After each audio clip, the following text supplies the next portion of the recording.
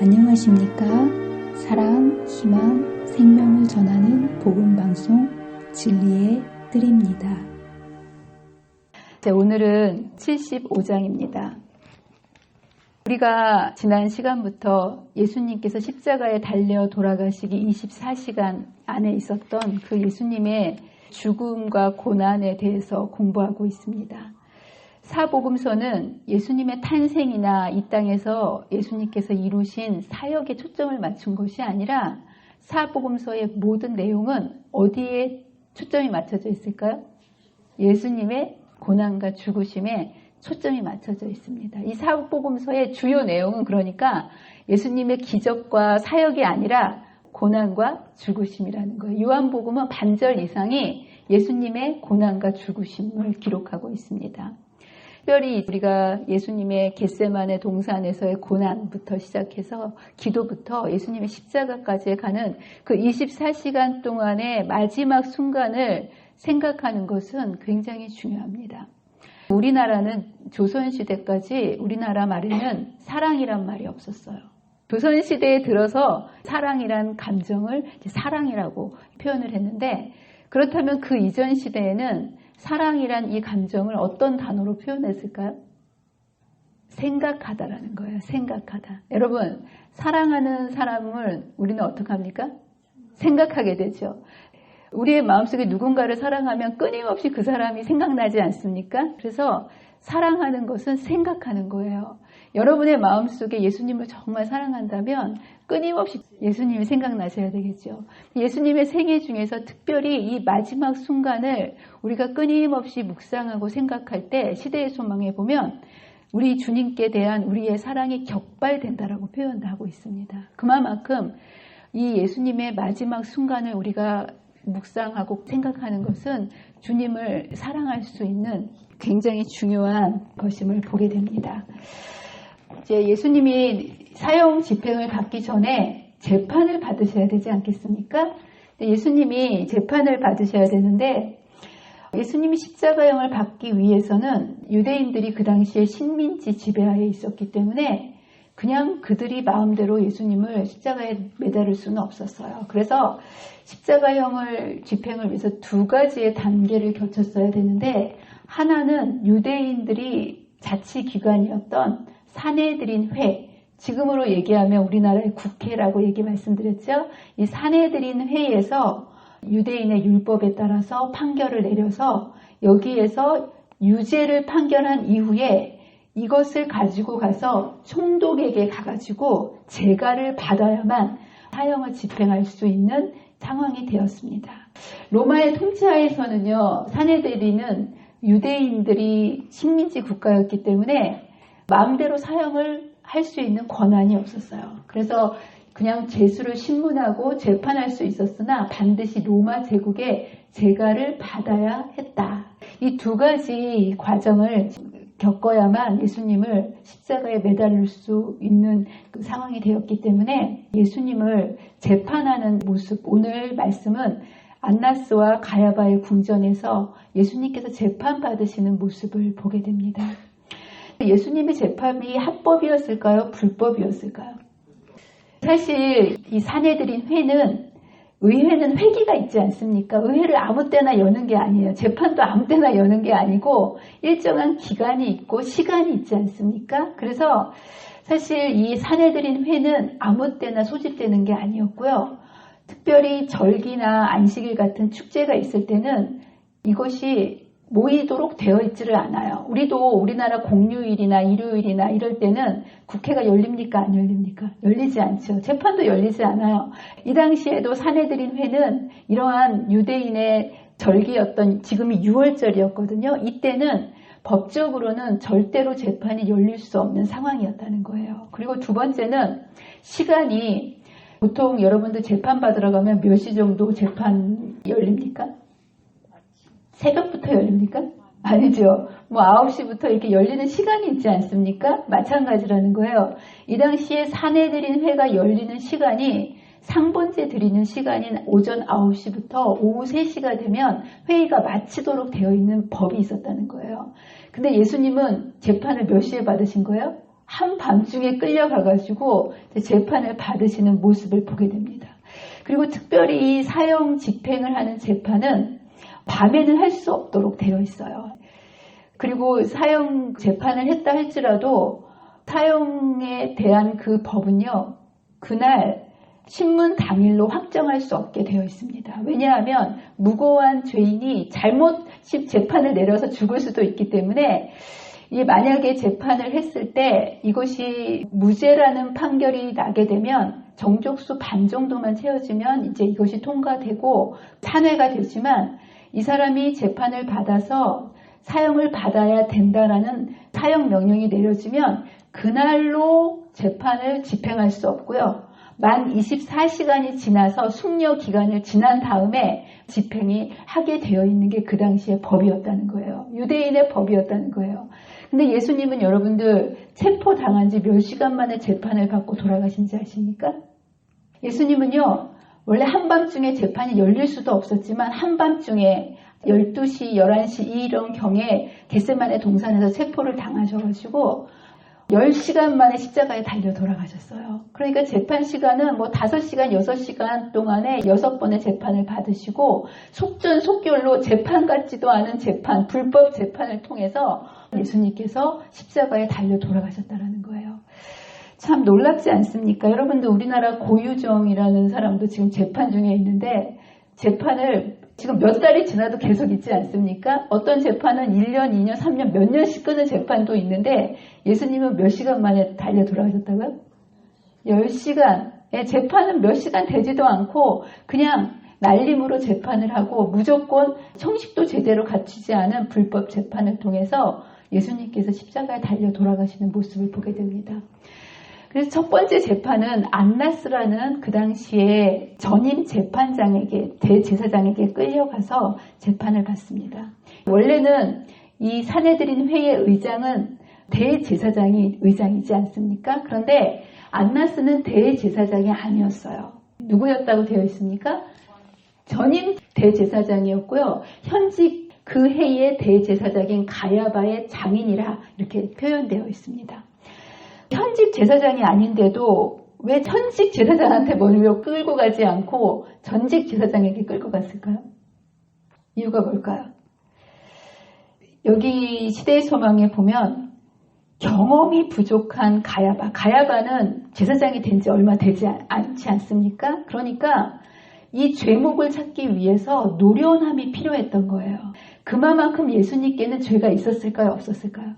죄가 없는 분에게 죄를 찾기 위해서는 뭔가 야비하고 노련해서 없는 죄를 만들어낼 수 있는 노련한 사람이 필요했기 때문에, 그래서 경험이 부족한 가야바가 저희가 하려고 하는 목적을 이루는데 실패하지 않을까 하는 염려로 죄수를 신문하는 일에 안나스는 반드시 참여해야 했다. 어떤 방식으로든 그리스도를 정죄하지 않으면 안 되었으므로 그의 재치와 교활과 음흉이 이런 기회에 사용되어야 하였다. 그래서 안나스가 그의 교활함으로 없는 죄를 만들어낼 수 있는 그런 노련함이 있었기 때문에 원래 본 신문에 들어가기 전에 안나스에게 죄목을 찾도록 끌고 가는 모습을 보게 됩니다. 그리고 이 당시에 십자가에 사람을 매달릴 수 있는 죄목은요, 두 가지 죄목이었어요. 하나는 참남죄. 유대인들에게는요, 하나님을 모독하는 참남죄는 죽일 죄였거든요. 그래서 유대인에게 이 참남죄를 적용하게 되면 죽일 수 있는 죄였고, 또 두 번째 죽일 수 있는 죄는 소요죄입니다. 내란 음모죄죠. 여러분 지금도 내란 음모죄는 큰 죄입니까? 약한 죄입니까? 큰 죄죠. 예. 이 당시가 로마의 지배 아래 있었기 때문에 소요죄는 걸렸다 하면 십자가형이었어요. 그래서 신문을 합니다. 죄목을 찾기 위해서 질문을 하는 모습을 보게 됩니다. 근데 이 교활한 안나스가 참남죄로 물었을까요? 소요죄로 물었을까요? 대제사장이 예수에게 그의 제자들과 그의 교훈에 대하여 물었다고 되어 있어요. 사실 참남죄는 유대인들에게 속한 것이었고요. 로마인들의 재가를 받기 위해서는 소요죄가 더 강한 죄 아니겠습니까? 로마에 대한 죄이기 때문에. 그래서 머리가 굉장히 비상했던 이 안나스가 참남죄로 물어보기보다는 그가 어떤 내란을 꾸미고 잘못된 교훈들을 사람들에게 소요를 일으켜가지고 로마 정부에 대해서 반항하려고 했는지에 대한 것들을 알아보기 위해서 그에게 안나스는 예수님이 새 왕국을 세울 목적으로 어떤 비밀단체를 조직해라 했다는 사실을 밝힐 수 있는 어떤 말을 유도해 낼 수 있으리라고 생각했다. 그렇게 된다면 제사장들은 평화를 교란하는 자와 폭동을 일으키는 자로서 그분을 로마인들에게 넘겨줄 수 있을 것이다 라고 얘기하면서 소요죄로 네가 도대체 뭘 가르치고 다녔느냐 이렇게 질문을 합니다. 그랬을 때 예수님께서 이렇게 대답을 합니다. 내가 은밀하게 아무것도 말하지 아니하였거늘 어찌하여 내게 묻느냐. 누구한테 물어보라고 얘기하는 거예요? 내가 무슨 말을 하였는지 네가 이제까지 내가 말할 때마다 누구를 보내지 않았느냐? 정탐꾼을.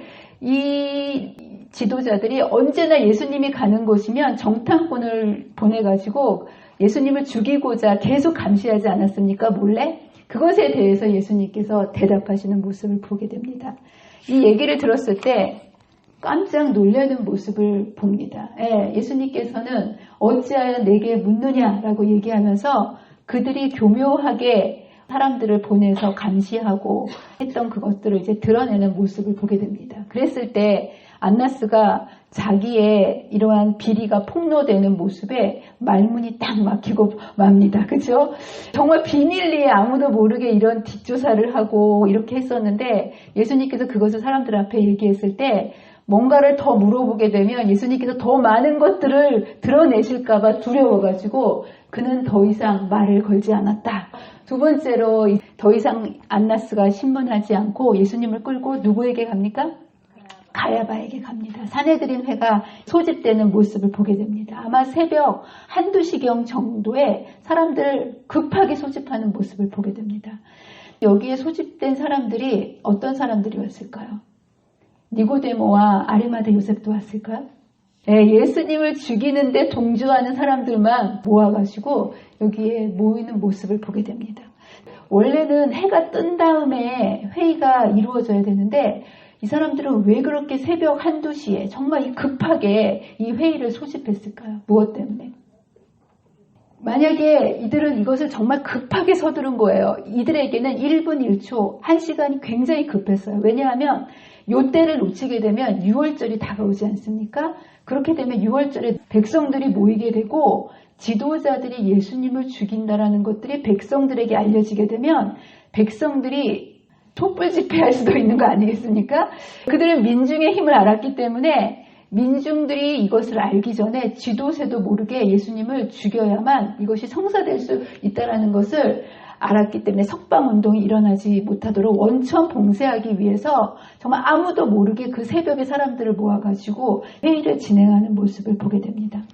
가야바는요 굉장히 덕이 없었고요. 여기 보면 이 사람의 성격은 이렇게 표현하고 있어요. 가혹하고 무정하며 무법하기 이를 데 없는 사람이었다. 그는 예수님을 죽이기 위하여 수단과 방법을 가리지 않고 죽이기 위해서 예수님을 신문하기 시작합니다. 근데 이제 예수님을 신문하면 죄를 찾아야 되지 않겠습니까? 그러기 위해서 여러 가지 거짓된 증인들을 막 얘기합니다. 근데 예수님이 아무리 털어도 먼지가 나오지 않는 거예요. 그래서 하다 여러 증인들을 대놓고 결국에 거짓 증인이 많이 왔으나 얻지 못하더니 두 사람이 와서 예수님께서 하신 이 말씀을 얘기합니다.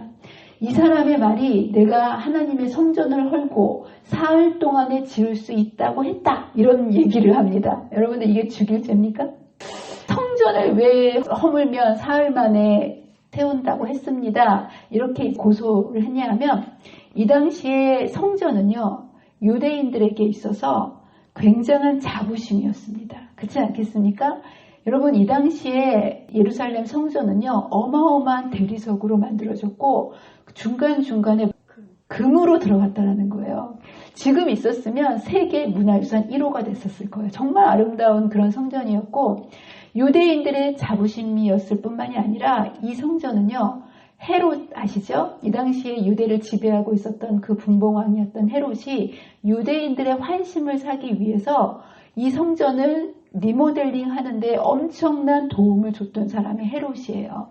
그래서 헤롯 성전이라고 그 당시에 불렸거든요. 그렇기 때문에 헤롯에게서도 이 성전은 굉장히 자부심을 갖고 있었던 성전이었고, 로마 역시도 식민지 국가의 사람들의 회유 정책을 쓰기 위해서 이 유대인들이 성전에 목숨 거는 걸 알지 않습니까? 그래서 성전을 리모델링 하는데 들어가는 많은 재정적인 부분들을 로마에서 제공해 줬기 때문에 이 성전은 유대인들의 자부심뿐만이 아니라 헤롯에게도 또 로마인들에게도 귀중한 건물이었던 거예요. 근데 그 건물을 보고 무너뜨려봐, 다시 내가 세울게 이러면 자존심 상하는 거 아니겠습니까? 이것을 이용하고 사실은 이것에 대해서 트집을 잡으려고 했는데, 사실 그런데 이것 자체가 예수님을 죽일 수 있는 제목은 될 수가 없었어요. 예를 들어서 제가 누군가에게 서울 한복판에서 마이크 들고 청와대 무너뜨려봐, 내가 다시 세울게 이러면 제가 끌려가겠습니까? 미친 사람 아니야, 이런 취급을 당할 망정 그것 때문에 잡혀 들어가지는 않는다는 거예요. 예수님이 무너뜨려 보라고 얘기한 것 자체가 그것 때문에 죽일 죄는 아니었다는 거예요. 비록 거짓된 증인에 의해 잘못 전해졌을지라도 그분의 말에는 로마인들에게 볼 때 사형에 처할 만한 죄목이 될 수 있는 것은 아무것도 포함되어 있지 않았다. 그래서 이런 모순된 질문들을 할 때 예수님께서는 어떻게 대답하셨습니까? 대답할 가치가 없었기 때문에 침묵하셨다는 거예요. 아무 대답도 하지 않으셨습니다. 묵비권을 행사하신 거예요.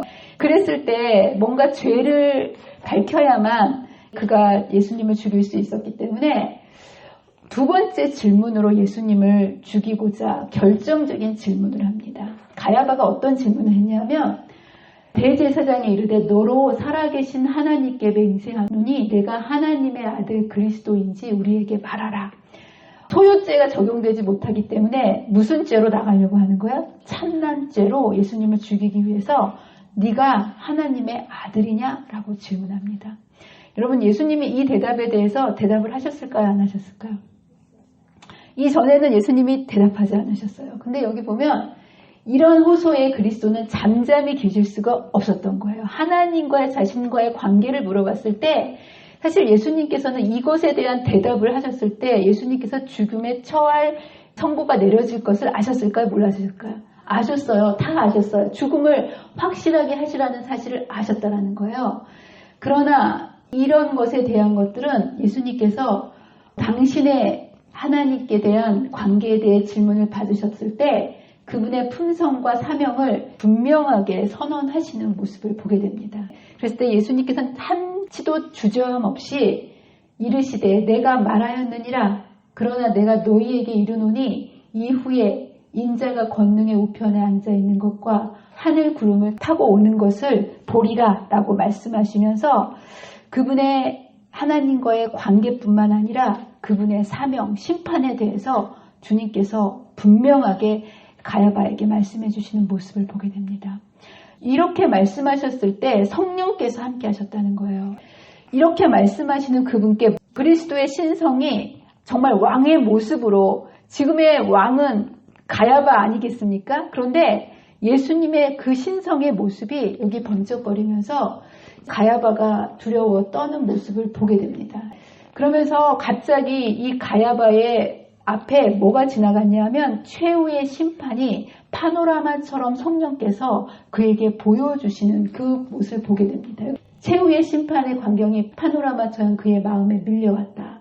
잠시 동안 그는 무덤 속에서 죽은 자들이 내어주는 광경과 영원한 심판장 앞에 있는 이 모든 심판의 광경이 그의 앞에 지나갔다는 거예요. 그는 두려워서 떨었고 정말 이분이 하나님이시구나라고 깨달았다는 거예요. 근데 여러분들, 이렇게 성령께서 마지막 순간까지 진리의 빛을 비춰주시면서 자기를 신문하고 죽이려 하는 사람조차도 살리려고 신성을 보여주시고 성령께서 그에게 보여주셨지만 빛을 거절할 때 사단에게 사로잡히는 모습을 보게 됩니다. 그러면서 그는 예수님의 말씀을, 교리를 부인하고 옷을 찢는 모습을 보게 됩니다. 그 말씀을 들었을 때 여러분들 우리가 하나님께서 우리에게 빛을 주실 때 빛을 거절하면 중간에 있는 것이 아니에요. 빛을 거절하면 누구에게 사로잡힐까요? 사단에게 사로잡혀서 이제 그는 사단과 같은 분노로 발광하였다. 그러면서 그 자리에서 그의 분노의 표시를 나타내는 표시로 그의 제사장복을 찢어버립니다. 그러면서 너희가 지금 이 신성 모독함을 들었도다. 죽어야 마땅하다라는 이런 얘기를 하는데 이 사람이 단순히 감정의 표현으로 그의 옷을 찢었지만 여기에는 깊은 뜻이 있었다라는 거예요. 그는 그냥 단순히 화가 나서 옷을 찢었는데요. 그도 알지 못했던 그 옷을 찢었을 때의 의미가 여기에 있었다는 거예요. 그 행위는 깊은 뜻이 있었다. 가야바는 이 의미를 전혀 깨닫지 못했다. 그냥 그는 격노한 모습을 보여줌으로 재판자들에게 영향을 주어서 그냥 그리스도를 정죄하기 위해서 이 행동을 했는데 이것은 그가 생각했던 이상의 의미를 가지고 있었다는 거예요. 그는 자기 자신을 정죄했다는 거예요. 여러분 구약에 보면 레위기서에 제사장이 옷을 찢으면 어디에 해당하는 행위냐면 사형에 해당하는 행위입니다. 왜냐하면 제사장은 흠없으신 그리스도를 상징하는 것이기 때문에 옷을 찢으면 될까요? 안 될까요? 옷을 찢거나 머리를 밀거나 이러면 제사장은 사형에 처해야 될 수밖에 없는 거거든요. 근데 이 사람은 자기 자신을 스스로 옷을 찢음으로 정죄하는 모습을 보게 됩니다. 그는 자신에게 사형을 선고하였던 것이다. 제사장의 의복은 찢지 말아야 했는데 그 이유는 이렇게 하는 것이 하늘의 사물에 대한 표상을 훼손하기 때문이었다. 이것을 찢음으로 인해서 스스로 하나님과의 관계를 끊는 것으로 간주하게 되었다. 그는 상식적인 직분으로부터 자기 자신을 끊어버리면서 마지막 하나님의 자비를 거절하는 이스라엘의 모습을 여기 이제 보게 됩니다. 그리고 나서 예수님께서는 다시 감방 안으로 끌려 들어가십니다. 예수님께서 끌려가실 때 말입니다. 예수님의 얼굴에 어떻게 했다고 되어 있습니까? 침을 뱉고 주먹으로 예수님의 얼굴을 때리고 어떤 사람은 손바닥으로 예수님의 얼굴을 쳤다고 되어 있습니다. 여러분이 살면서 누군가에게 여러분의 얼굴에 침 뱉음 당하신 경험이 있으십니까? 얼굴을 맞아본 적 있으십니까? 이거는 동서고금을 문화를 넘어서 이렇게 얼굴을 때리고 침 뱉는 것은 너무나도 모욕적인 일이지 않습니까? 그러면서 예수님께 우리에게 선지자 노릇을 하라고 하면서 예수님을 가시관을 씌우고 예수님을 모독하는 모습을 보게 됩니다. 여러분 예수님이 이때 인권을 보호받으셨을까요? 여러분 요즘은 죄수들이 인권이다 해가지고 수갑도 가리고 보여주지 않지 않습니까? 예수님은 인권이라는 것이 전혀 존중받지 못하셨어요. 법적인 신문을 기다리면서 그분은 보호를 받지 못하다고 되어 있어요. 자비와 공의는 짓밟혀졌다. 일찍이 하나님의 아들처럼 비인간적인 방법으로 취급된 죄수는 전혀 없었다. 모든 것들로부터 보호받지 못한 채 예수님께서 온갖 모욕과 신문을 받는 모습을 보게 됩니다. 예수님께서 이러한 능욕과 모욕을 받으셨는데 여러분이 똑같이 이런 능력을 받으신 것과 예수님이 받으신 것들을 비교했을 때 여러분 생각에 예수님이 느끼셨을 그 고통이 우리와 같으셨을까요? 똑같은 인성이시니까 그런 것들을 받았을 때 우리가 느낄 그런 고통과 동일했을까요? 아니면 그분은 신성을 가지셨으니까 우리보다 더 잘 참으실 수 있었을까요? 예수님께서는 사실 신성을 가지셨기 때문에 더 힘드셨을까요? 그분께서는 능력과 모독을 심한 고통을 당하셨다. 그분은 완전한 당신의 거룩하심과 죄에 대한 당신의 증오심에 비례해서 고통을 당하셨다는 거예요. 이 얘기는 뭐냐면요. 저와 여러분은요. 이러한 죄에 대한 민감성이 마치 두꺼운 발바닥으로 모래를 밟을 때의 그런 느낌이라는 거예요. 이런 것들을 당할 때 우리는 가는 죄된 게 너무 익숙해져 있기 때문에 이런 취급을 당할 때 그런 느낌을 받는다는 거예요. 근데 예수님께 똑같은 죄가 느껴질 때 예수님에게는 죄에 대해서 너무 순결하시고 너무 예민하시기 때문에 예수님은 마치 눈에 모래가 들어간 그런 것보다 훨씬 큰 느낌으로 그 고통을 겪으실 수밖에 없다는 거예요. 왜 그렇다는 거예요? 예수님이 순결하시고 거룩하시고 죄에는 상관없으신 분이기 때문에 여러분들이 죄 때문에 느끼는 그 고통과는 비교할 수 없을 정도로 주님께서는 그분의 순결하심 때문에 여러분들이 느끼는 그 느낌보다 더 큰 고통을 당하셨다는 거예요. 이게 그런 거예요. 그분의 거룩하심에 비례하여서 고통을 당하시는 모습을 보게 됩니다. 또 한 가지 주님은요. 때때로 누군가 나를 괴롭힐 때 내가 힘이 없기 때문에 당하는 고통은 어쩔 수 없이 당하지 않습니까? 근데 누군가 나를 괴롭힐 때 내가 그 사람보다 더 힘이 있는데 그걸 참기는 쉽습니까? 어렵습니까?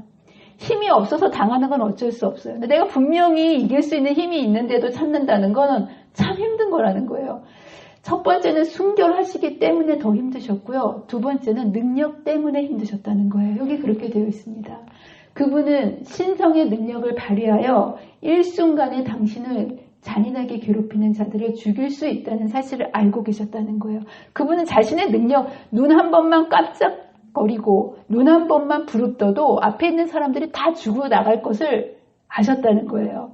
그렇기 때문에 주님이 더 힘드셨다는 거예요. 이것이 그로하여금 시련을 견디는 것을 더욱 어렵게 만들었다.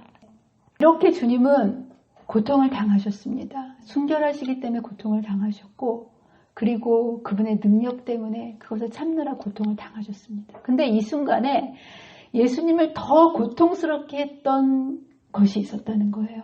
그게 뭘까요? 그러나 이보다 더 심한 고민이 그리스도의 마음을 찢었는데 그것은 어떤 원수의 손이 가할 수 있는 것보다 더욱 심한 고통을 그분에게 줬다는 거예요.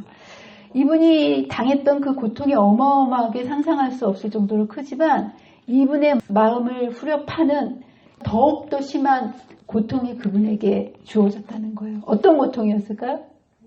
예수님이 가장 사랑했던 자신의 제자 중에 한 사람이 예수님을 부인했다라는 것. 이것은 육신적으로 당하는 고통과 비교할 수 없는 정말 참을 수 없는 심한 고통을 주님께 주었다는 거예요. 여러분 몰라서 예수님을 거절하게 되면 주님은 불쌍히 여기시고 그 사람을 이해하십니다. 근데 여러분들 알지만 부인한 것. 근데 예수님을 정말 고통스럽고 아프게 했다라는 거예요. 이런 상황에 여러분 놓여 있으면 여러분 누구가 베드로에게 돌을 던질 수 있겠습니까? 여러분 이 자리에 있었으면 여러분들은 당당하게 예수님을 부인하지 않으셨을 것 같으세요? 많은 분들이 베드로가 그 상황 속에서 얼마나 두려웠을까. 나도 뭐 연약하니까 어쩔 수 없었다라고 얘기하지만 여러분 자세히 보게 되면 여기에 같은 장소, 같은 시간, 같은 상황에 있었지만 베드로가 예수님을 부인한 반면 예수님을 부인하지 않고 예수님 곁에 있었던 한 제자가 있었어요. 그게 누구였을까요? 네, 그게 바로 요한이라는 거예요. 사실 요한도 그랬고 베드로도 그랬고 예수님을 정말 사랑했던 제자들 아닙니까? 근데 요한이 예수님을 정말 사랑했어요. 그래서 여기 보면 제사장들은 요한을 잘 알고 있었어요. 수제자 아니겠습니까? 그래서 요한이 예수님이 신문 당하시는 제사장의 뜰로 막 갈 때 예수님을 따라갔다라는 거예요. 근데 그 안에 들어가려고 했을 때 허락을 받아야 법정에 들어가지 않습니까? 요한이 제자로 알기는 않았지만 거기에 들어가도록 허락을 해줬다는 거예요. 왜 허락을 해줬냐면 당국자들이 요한이 자기의 선생님이 법정에서 모욕당하는 것을 보면 이분이 하나님의 아들이 아니구나라고 생각하고 예수님을 떠날 거라는 생각을 계산을 하고 예수님을 그의 제자를 재판정에 들어가도록 허락했다라는 거예요. 그리고 요한이 들어갈 때 요한이 누구도 데리고 들어갔다는 거예요? 베드로도 들어가게 잘 얘기해가지고 들어간 모습을 보게 됩니다. 들어간 것까지는 좋았는데 똑같이 들어가서 같은 장소, 같은 시간, 같은 상황에 있었지만 베드로는 부인했고 요한은 부인하지 않았다는 거예요. 도대체 어떤 것 때문에 이렇게 달라질 수가 있었던가? 첫 번째는요. 요한은 자신의 정체성을 숨기지 않았다는 거예요. 둘 다 얼마나 두려웠겠습니까? 그러나 그 두려운 상황 속에서 재판장에 들어갈 때 그가 예수님을 따르는 자라는 사실을 감추려고 하지 않았다는 거예요. 자기의 정체성을 당당히 드러내면 나 예수님의 제자다 하고 들어갔다는 거예요. 근데 반면 베드로는 그의 진정한 신분을 나타내려고 하지 않았다는 거예요. 무관심한 태도, 나는 상관없는 사람이라는 것처럼 무관심한 태도를 가장함으로 그는 자신이 원수의 편에 두었으며 쉽게 원수의 밥이 되었다라고 얘기합니다. 여러분들은 나가셔서 나 교인이다 이렇게 얘기하십니까? 저는 가만히 보니까 저도 어디 가서 저 사모인데요 이런 얘기를 잘 못하는 것 같아요. 정체성을 밝히는 거 중요합니까? 정말 중요합니다. 그리스도인이 내가 그리스도인이라고 나 제7일 안식을 예수 재림 교인이다라고 밝히는 것은 원수의 밥이 되지 않도록 하는 중요한 우리의 울타리가 되어준다는 거예요. 저희 큰아이가 어렸을 때부터 일반 학교를 다니고 이럴 때 이 아이가 친구들이 먹는 것도 다르고 하니까 이 아이를 이상하게 질문을 맨날 하는 아이가 있었어요. 근데 얘가 맨날 괴로워하는 거예요. 한 번 물어보면 되는데 그 다음 주 되면 또 물어봐.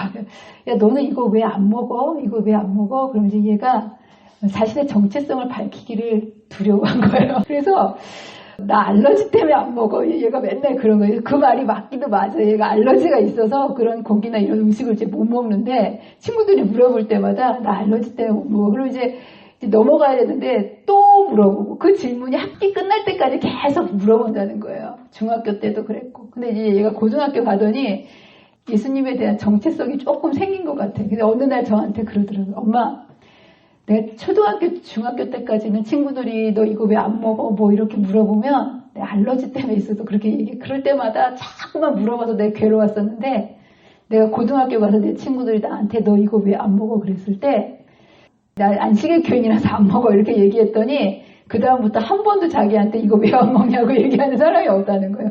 엄마 내가 진작 얘기할 걸 그랬어 이렇게 얘기하더라고요. 근데 여러분들 내가 누구라는 것을 밝히는 거 중요합니까? 정말 중요해요. 베드로는 진정한 신분을 나타내려 하지 않았기 때문에 원수의 밥이 됐다라고 얘기합니다. 두 번째는요. 이 요한이 똑같은 상황 속에 있었지만 요한은요. 원수들과 섞이지 않았다는 거예요. 그는 주님을 욕하고 있는 사나운 무리들과 섞이지 않았다. 그는 거짓된 성격을 가장하여 자신을 의심받게 하지 않았으므로 질문도 받지 않은 모습을 보게 됩니다. 그냥 예수님의 제자이기 때문에 질문할 필요도 없이 딱 있는 모습을 보게 됩니다. 근데 베드로는 어떻게 했다는 거예요? 어디에 슬그머니 가서 앉아 있는 거예요? 예, 여기 불을 쬐는 그들과 함께 염치 없이 같이 이 폭도들의 무리 속에 섞여 있는 모습을 보게 됩니다. 그러면서 그는 예수님의 제자로 인정받기를 원하지 않았다. 군중들과 섞여서 그는 예수님이 이곳으로 끌려온 자들 중에 하나로 여겨지기를 바랐다. 어느 편에 있었던 거야? 반대편에 속해가지고 아닌 것처럼 있었을 때 그는 결국 무너지는 모습, 예수님을 부인할 수밖에 없도록 자기 자신을 내어주는 모습을 보게 됩니다. 세 번째는 모든 것을 포괄하는 얘기인데요. 요한은요. 누구 곁에 바짝 붙어 있었다는 거예요?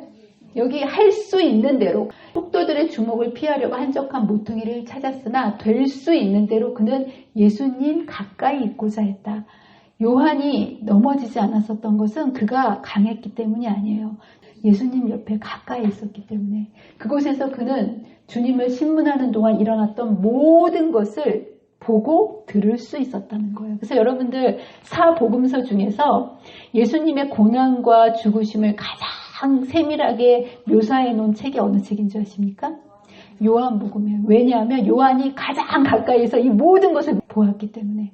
근데 베드로는 어떻게 했다는 거야? 멀찍이 예수님을 따라갔다는 거예요. 멀찍이. 여러분들 예수님을 멀찍이 따라가시면 안 됩니다.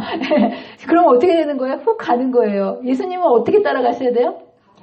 될 수 있는 한 가까이 바짝 따라가셔야 되는 거예요. 그러면서 하인들과 같이 멀찍이 앉아서 불 쬐고 있는 모습을 보게 됩니다. 그랬을 때 어쩔 수 없이 부인하는 모습을 보게 됩니다. 베드로는 예수님을 부인하는데 누가 물어보는 질문에 부인한 줄 아세요? 군인이 물어봐서 부인한 게 아니에요. 그냥 한낱 계집종이 지나가다가 너 예수님의 제자 아니야? 이렇게 물어봤을 때 화들짝 놀래가지고 그것을 부인하기 위해서 저주하고 욕함으로 예수님을 부인하였다고 되어 있어요. 그랬을 때 닭이 울리는 모습을 보게 됩니다. 비열한 저주의 발이 베드로의 입술에서 바래지고 닭의 울음소리가 들렸을 때 닭이 꼭 운 거예요. 근데 여러분 이 시간이 닭 울 시간이었을까요? 닭은 보통 몇 시에 우나요?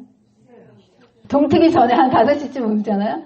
새벽 2, 3시쯤에 닭이 울 수가 없는 거예요. 근데 주님께서는 닭을 울게 하셔서 베드로가 사람을 보고 상황을 보고 두려워서 예수님을 부인하고 어쩔 줄을 모를 때 닭을 울게 하셔서 예수님을 바라보게 하신 거예요.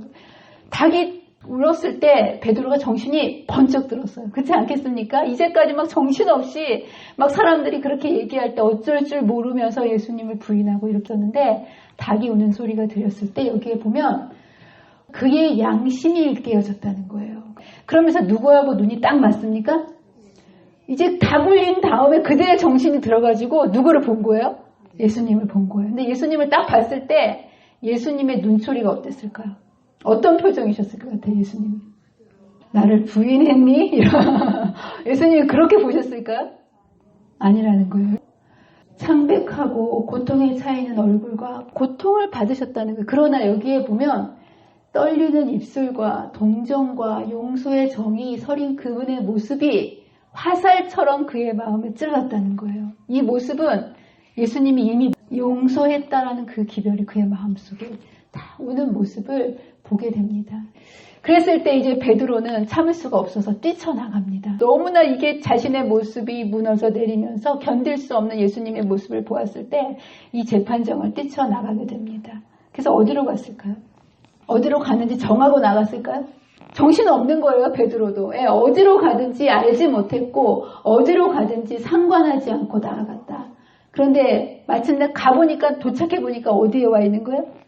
겟세마네 동산에 와 있는 모습을 보게 됩니다. 이때 예수님을 배반한 사람이 부인하고 죄진 사람이 베드로만 있었을까요? 또 누가 있었나요?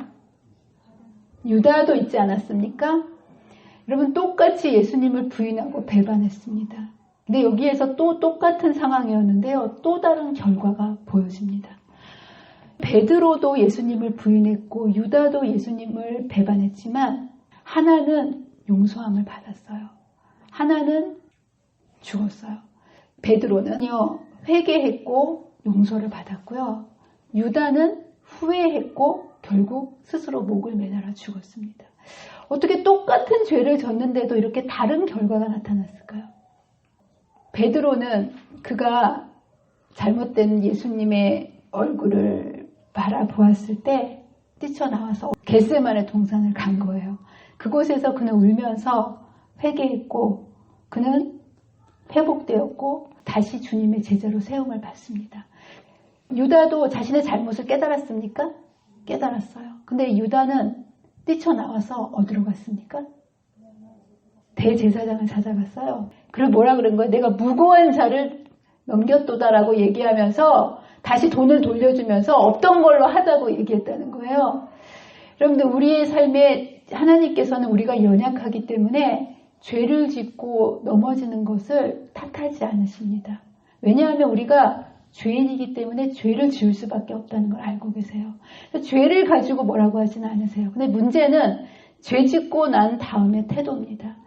베드로는 죄를 짓고 난 다음에 그가 겟세마네 동산으로 가서 회개했고 용서를 받았는데 유다는 사람을 찾아갔다는 거예요. 똑같이 죄를 진 다음에 삶에 문제가 생겼을 때 그 문제를 가지고 베드로는 기도의 동산을 찾아갔는데요.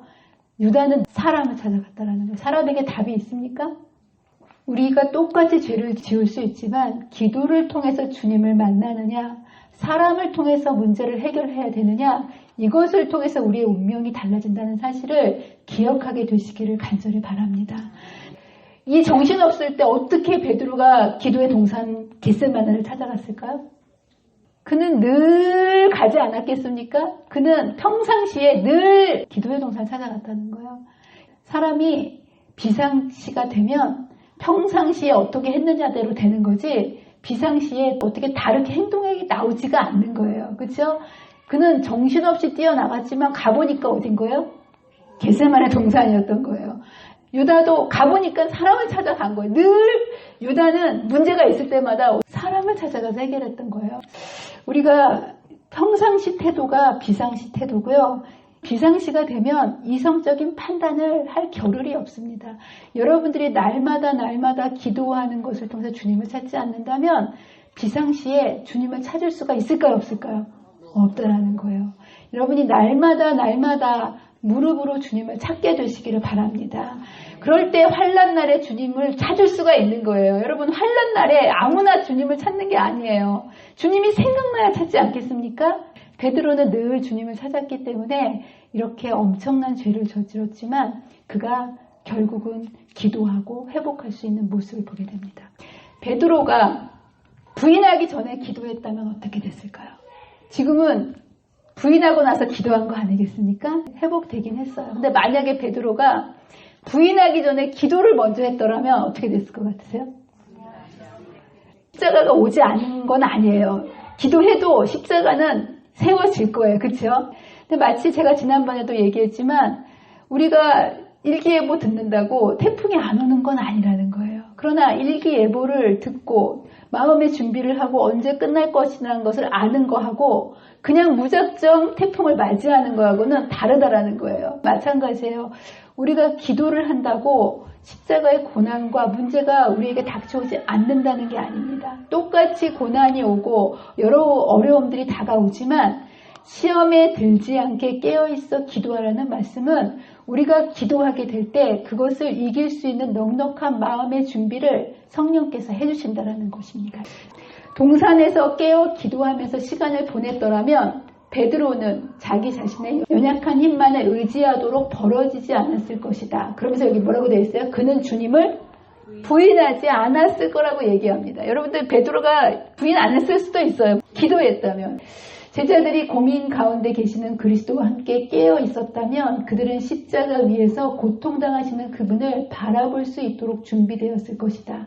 그들은 그분의 압도적인 고민의 성격을 어느 정도 이해하였을 것이다. 그래서 십자가 아래에서 슬픔과 어둠과 그러한 것으로 보내지 않고 그들의 마음속에 하나님의 섭리와 뜻을 이해하면서 소망의 마음을 가지고 이 고난의 시기를 견딜 수 있었던 거예요.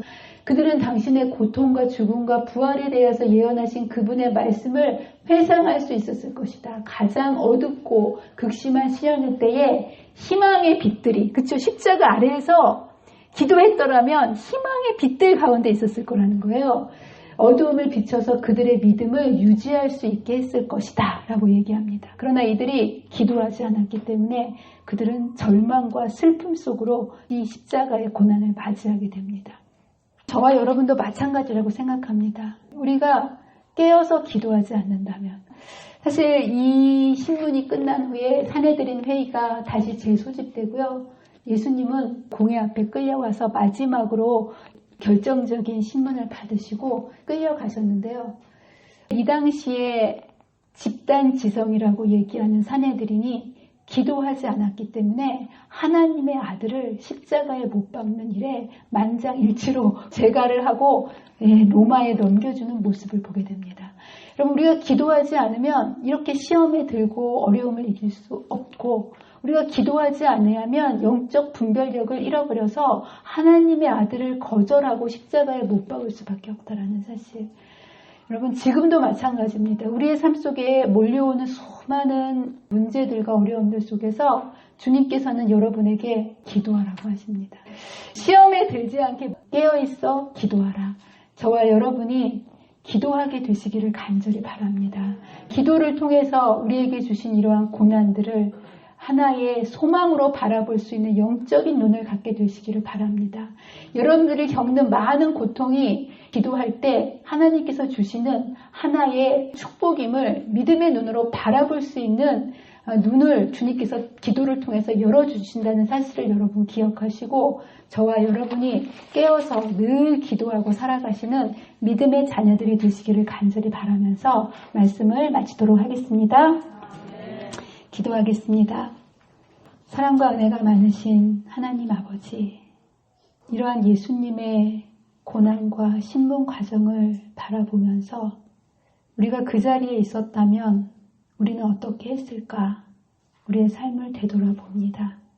주님, 우리도 베드로와 다르지 않았을 것입니다. 우리도 늘 주님을 부인하고 늘 주님을 배반하고 그렇게 매일매일을 살아갑니다. 그러나 이럴 때 우리의 마음속에 들려주시는 그 닭소리를 들을 수 있도록 인도하여 주시옵소서. 우리의 마음속에 우리의 삶을 멈추게 하고 주님을 바라보게 하는 그 음성을 들을 수 있도록 도와주셔서 우리가 어떤 순간에 있다 할지라도 낭망하지 아니하고 주님을 바라볼 수 있게 하여 주시옵소서. 그래서 베드로가 주님을 부인하고도 주님을 바라봄으로 다시 일어날 힘을 얻었던 것처럼 주님, 우리의 연약하고 부족함 속에서 주님께서 들려주시는 그 음성을 통하여 주님을 바라봄으로 우리가 다시 일어나 주님을 향해 전진해 나아가는 믿음의 백성이 될 수 있도록 도와주시기를 사랑과 은혜가 많으신 예수님의 이름으로 간절히 기도합니다.